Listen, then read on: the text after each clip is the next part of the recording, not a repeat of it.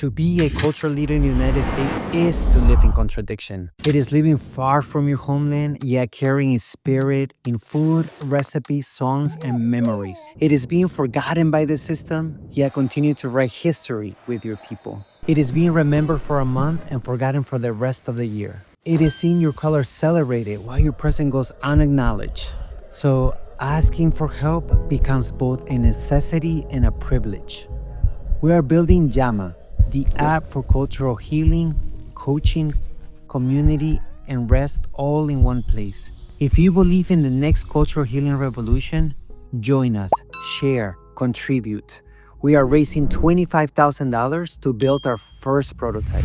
Llama, the healing app for cultural leaders like you, because those who heal deserve to heal too.